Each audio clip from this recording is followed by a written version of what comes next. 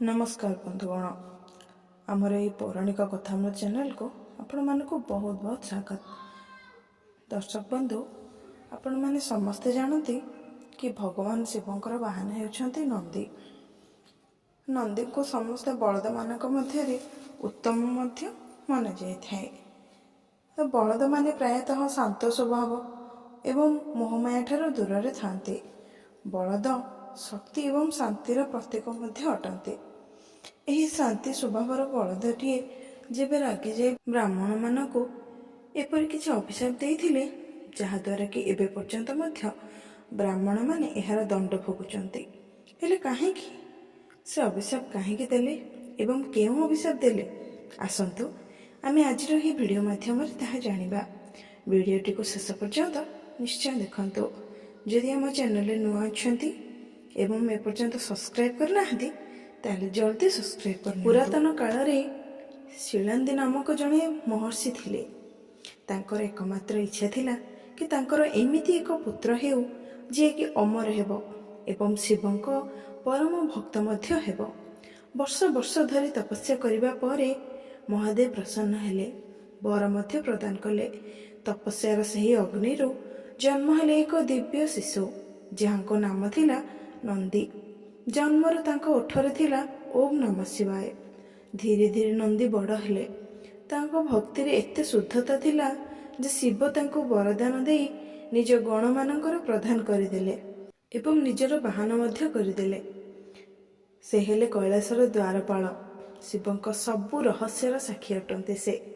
थरे एक नगर रे केतेक प्रसिद्ध ब्राह्मण थिले। से माने वेद और शास्त्र रे बहुत पारंगम थिले। राजा माने मध्य तांको बहुत सम्मान जणाउथिले। धीरे धीरे से ही सम्मान गर्व रे परिणत हो गला। गर्व अहंकार बढ़िबार लागिला। मने मने भाबिले आमे बहुत ज्ञानी एवं सर्वोच्च, आमे काहाको प्रणाम करिबा आवश्यक नहीं। दिने से माने कैलाश को गले शिवंक दर्शन करिबा पई, किंतु मंदिर प्रवेश द्वार रे नंदी जोगी बसिथिले। प्रथा अनुଯାयी प्रथमे नंदी को से माने प्रणाम करिबार थिला, किंतु ब्राह्मण माने नंदी को देखि हसी दिले। कहिले ये तो गोटे वृषभ, आमे सीधा शिवं को पूजा करिबु। यह देखि नंदी नीरव रहिले, किंतु तांको आखिरे थिला वेदना। से कहिले भक्ति बिना ज्ञान शून्य, नम्रता बिना पूजा मध्य अपूर्ण।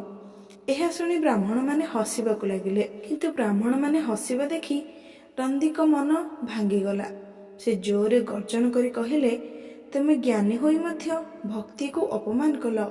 मु तुमको अभिशाप देउछि, आज ठारू तुमे घरे धन रहिबो नहीं। तुम पुंजी सुखीजीव, तुमे दरिद्रतार जंत्रणा भोगिब। आउ अभिशाप तत्क्षणात कार्य कला। सेमाने जे यज्ञ करबाकू गले यज्ञ मध्य विफल हैला। राजांको सम्मान हराइले, धन धान्य सबु ह्रास पाइला। यह देखि ब्राह्मण माने बुझिले यह कौनसी साधारण दुर्भाग्य नुहे। से माने पुणी कैलाश को गले। नंदी को पाद तले पड़ी कहिले, आमे अहंकार रे अंध हो जाइथिलु, आमको क्षमा कर। नंदी कहिले, सत्य पश्चाताप कर, नम्रता शिख।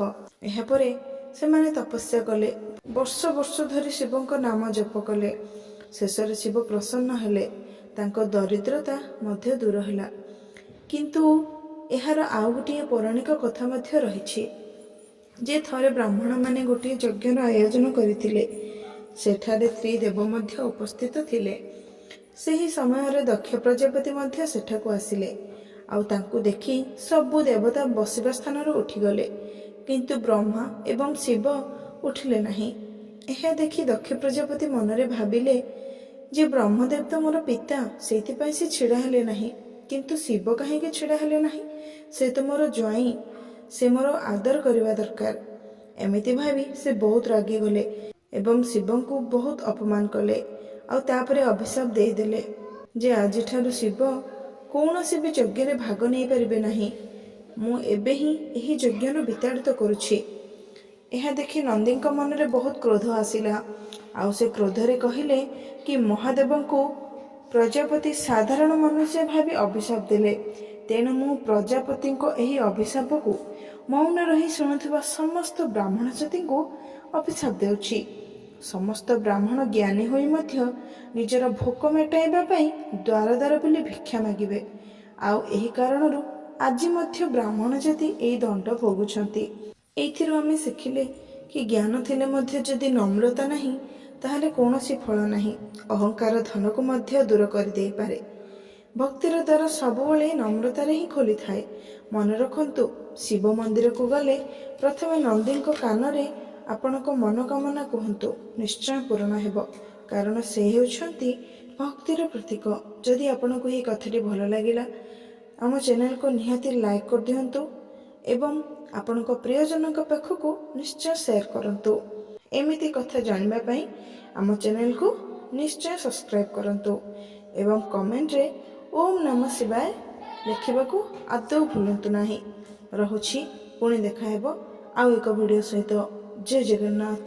ଓମ୍ ନମଃ ଶିବାୟ।